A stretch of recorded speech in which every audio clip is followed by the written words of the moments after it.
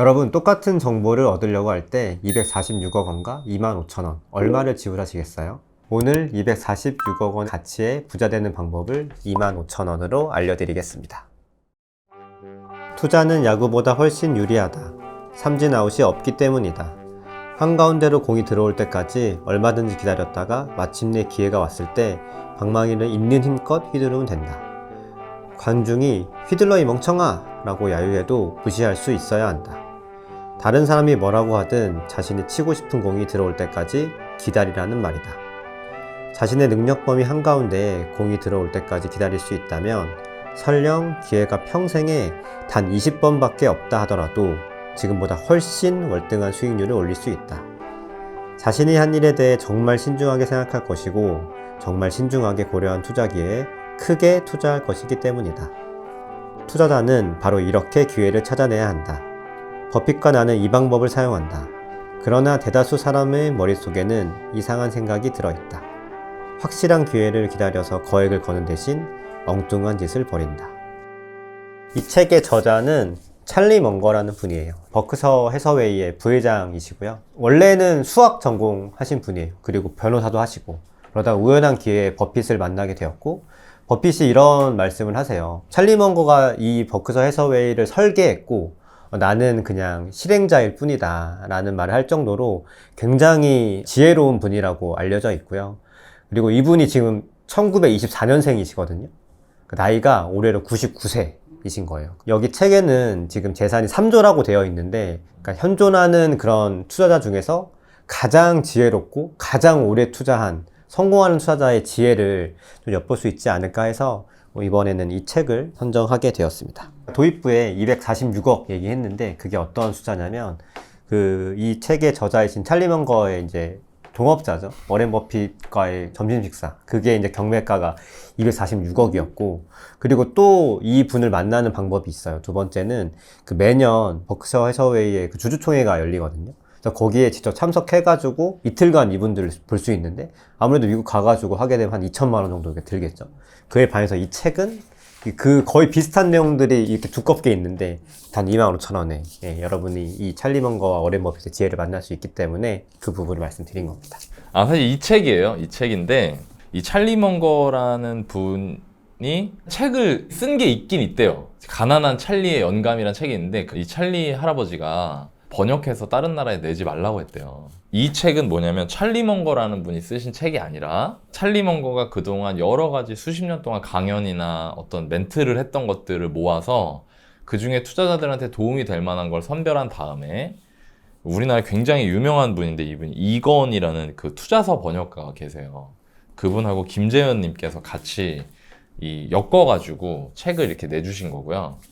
저는 개인적으로 내용이 너무 좋아서 이 두 분께 감사의 말씀을 드리고 싶을 정도였다고 말씀드릴 수 있을 것 같아요. 그러니까 100년 동안 살아있는, 100년 동안 살았고 이분이 제가 알기로 투자를 한 못해도 6, 70년 하셨을 거거든요. 산전수전 다 겪은 거죠. 2차 세계대전 참전했던 사람입니다. 그런 사람이 자기가 투자하면서 느꼈던 투자에 대한 지혜들을 뽑아서 정수로 모아놓은 거거든요. 그래서 여러분들한테 소개를 좀 해드리고 싶었고 이 책에서 지금 이런 문구 나오잖아요. 한가운데로 공이 들어올 때까지 얼마든지 기다렸다가 마침내 기회가 왔을 때 방망이를 있는 힘껏 휘둘러라. 주변에서 야 이 멍청아 휘둘러 빨리 치란 말이야 막 이렇게 얘기했을 때도 그거를 무시할 수 있어야 된다. 언제까지 무시해야 되냐면 정말 확실한 기회라는 판단이 들 때까지. 이 얘기거든요. 이 말을 들으면 아마 여러분들 그런 생각이 드실 거예요. 아니 당연한 소리 아니야? 아니 당연히 좋은 기회가 왔을 때 휘둘러야 크게 딱 해야지 홈런이 나오고 돈 버는 거지. 뭐 이렇게 당연한 소리를 해 라고 하실 텐데 우리의 행동이 이 당연한 내용을 그대로 하고 있느냐를 보면은 잘 모르겠다는 거죠. 맞아요. 제가 얼마 전에 어떤 방송을 봤는데 투자 횟수가 너무 많아요. 사람들이 투자 횟수가 너무 많아. 너무 자주 투자해. 샀다 팔았다 이걸 계속 하는 거예요. 물론 전문적으로 트레이딩을 해서 돈을 버시는 분들이 있죠. 그러니까 매매 기술을 활용해서 돈을 버시는 분들도 있지만 일반적인 주식 투자자, 직장인, 특히 회사 다니는 직장인 투자자라고 하면 업무 시간에 장이 열리는 게 업무 시간인데 그때 사팔사팔을 계속 할 수가 없잖아. 그렇죠. 불가능하잖아. 근데도 불구하고 사람들은 그렇게 투자를 한다는 거죠. 막 쫓기듯이. 조금 샀다가 조금 오르면 팔고, 떨어지면은 계속 기다리다가 결국에 손실 키우고 이런 식으로 가잖아요. 제가 이런 문구를 선정하고 소개를 해드리고 싶었던 이유 중에 하나가 근본적으로 고민해봤어요. 왜 이 당연한 걸 사람들이 못할까? 그러니까 모든 책에서, 그리고 이제 유튜브가 보편화되면서 되게 좋은 정보를 주잖아요, 사람들이. 그때 이런 얘기 되게 많이 한단 말이에요. 좋은 기회가 왔을 때 한번 제대로 걸어서 돈을 벌어야 된다. 이런 얘기를 되게 많이 하는데 왜 사람들은 그렇게 안 할까? 실제로. 이 얘기를 한번 해보고 싶었거든요. 그래서 반대로 얘기하면 이런 거예요. 만약에 실제로 이렇게 당연한 말을 행동으로 옮기려면 어떻게 해야 될까? 현실에서. 맞아. 네. 그게 중요하거든, 되게. 맞아요. 그러니까 사람들이 책에 답이 다 있다고 말하지만 그거를 실제로 못하는 이유를 찾아서 그걸 고치면 나도 책에 있는 것 같은 행동을 하게 되고 그러면 나도 그만큼의 성과를 향유할 수 있단 말이에요. 그러니까 저는 이런 고민을 많이 했어요. 책을 보고 실제로 제가 투자를 할 때. 그리고 그 경험 중에 제가 얻은 깨달음들이 있어요. 그걸 제가 여러분들한테 말씀을 좀 드리고 싶거든요. 왜 사람들은 그러면 책에 있는 대로 그렇게 투자를 안 하고 계속 사고 팔고 투자를 할까? 그거를 이분이 얘기하신 부분이 있어요. 195페이지에 있는데 이분들은 말을 너무 잘해. 미국 사람들 말 멋있게 하는 거 있잖아. 사대주의. 아니 그게 아니다. 우리나라도 멋있게 합니다. 네. 자, 한번 볼게요. 이게 찰리 먼거가 인터뷰했던 겁니다. 사람들은 쉽게 배우는 방법을 알려달라고 항상 내게 요청합니다. 그래서 나는 오늘도 더 쉽게 배우는 방법을 알려드리려고 노력하고 있습니다. 그런데도 불구하고 사람들은 항상 똑같이 이렇게 요청을 합니다. 당신 지식을 내 입속에 넣어주세요. 고생하지 않고 빠르게 부자 되는 방법을 가르쳐주세요. 이 마지막 문장이 압권이죠. 빠르게 부자 되는 방법을 빠르게 알려주세요. 빨리빨리 알려주세요. 빠르게 부자 되는 방법을. 이 얘기를 했다는 거예요, 먼거가. 그러니까 뭐냐면 빨리빨리 부자가 되고 싶고 빨리빨리 돈을 벌고 싶다는 마음 때문에 자꾸 투자 행위를 하는 거예요. 자꾸 뭘 사. 맞아.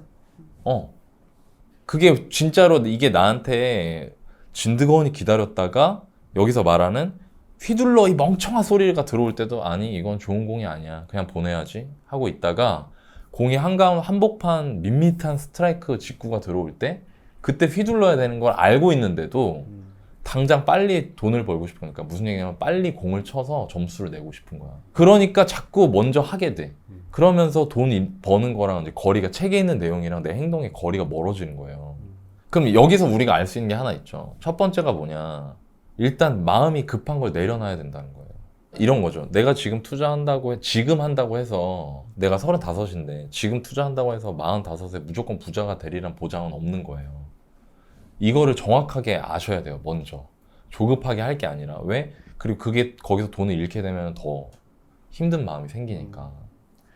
그리고 되게 재밌는 게요. 제가 이제 이런 책들을 많이 봤어요. 사실 제가 부동산 투자 시작하고 나서 우리나라 부동산이라는 것 자체가 역사가 길지 않고 전후에 1950년 이후나 좀 생겼고 아파트라는 개념이 생긴 것도 이제 한 30년밖에 안 됐기 때문에 그런 어떤 부동산 투자에 대한 어떤 굉장히 오랜 기간 동안 투자한 사람들이 거기서 얻은 깨달음들을 정리해 놓은 책이 없었어요, 거의.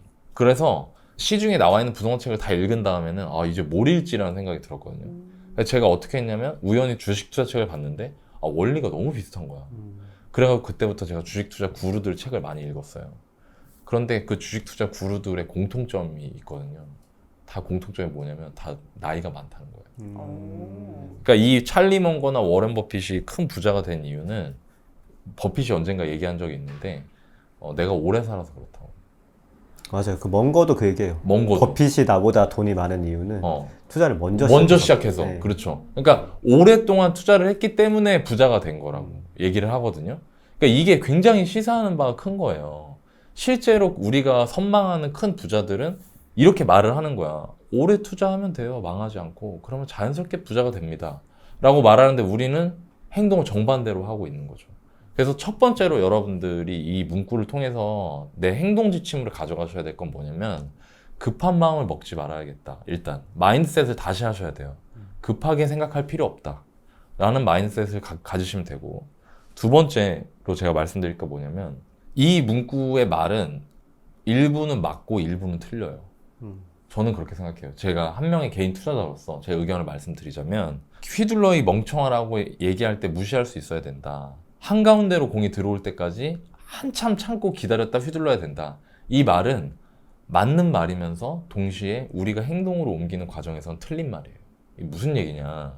보세요, 여러분. 여러분들이 여기 나와 있는 예시대로 그냥 야구 방망이로 휘두른다 칩시다. 공이 날라와. 맨날 머릿속으로 이미지 트레이닝을 해. 공이 날라오는 걸 막 상상을 해. 그러다가 좀 멀리 공이 가, 바깥쪽으로. 그럼 참아. 치고 싶은데 참아. 잘 참았어. 가운데로 공이 밋밋하게 날라와. 그럼 이제 내가 드디어 왔다. 휘둘러. 딱! 쳐갖고 넘겨. 담장 넘겨. 이걸 상상하잖아. 현실은 어떤 줄 알아요?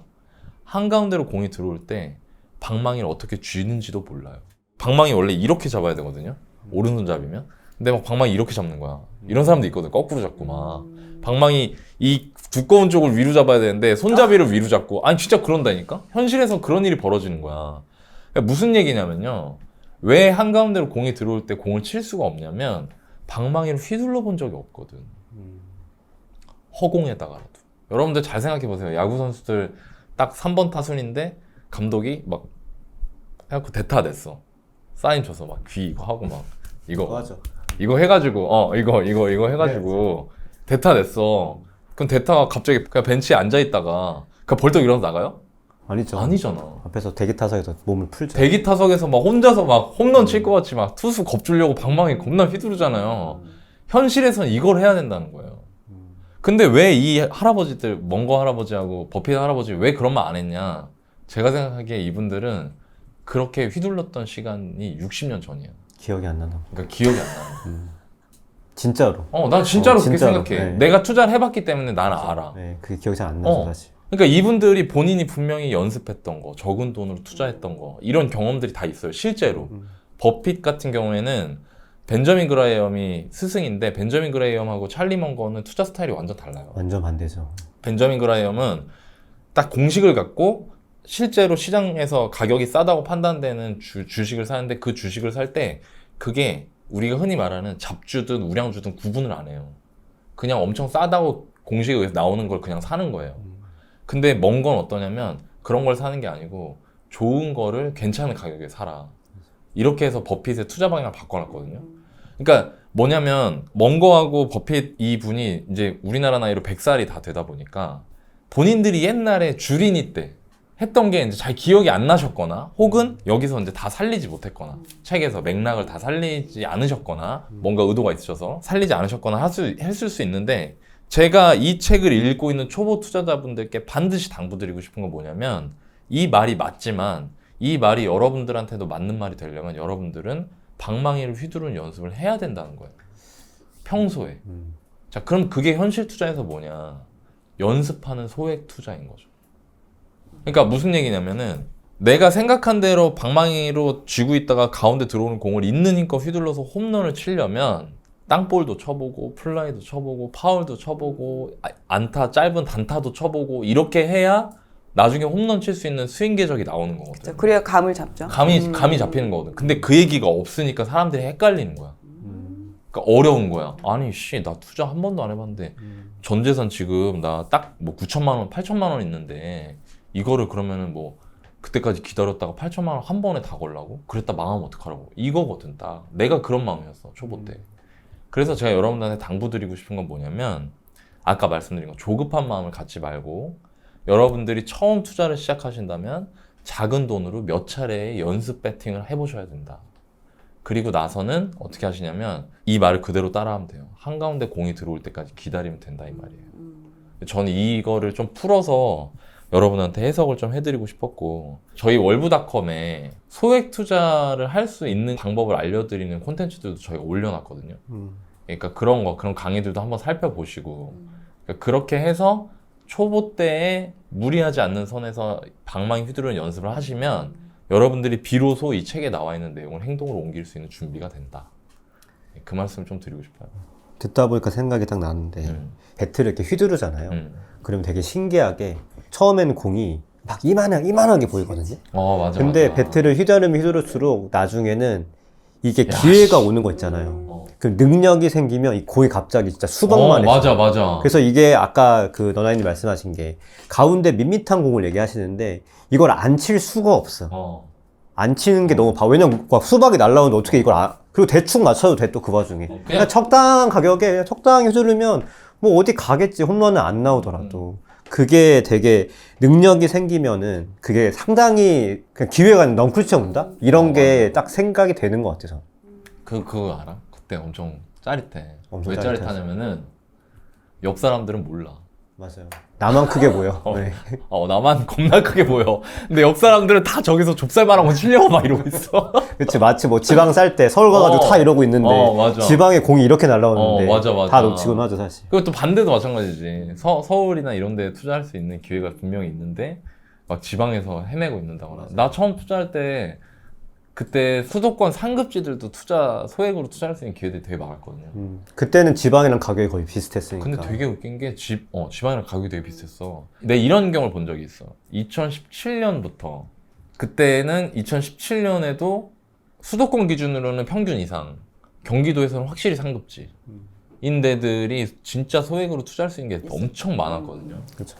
근데 그때 사람들이 막 지방을 가는 거야. 월세 놓겠다고. 아 맞아.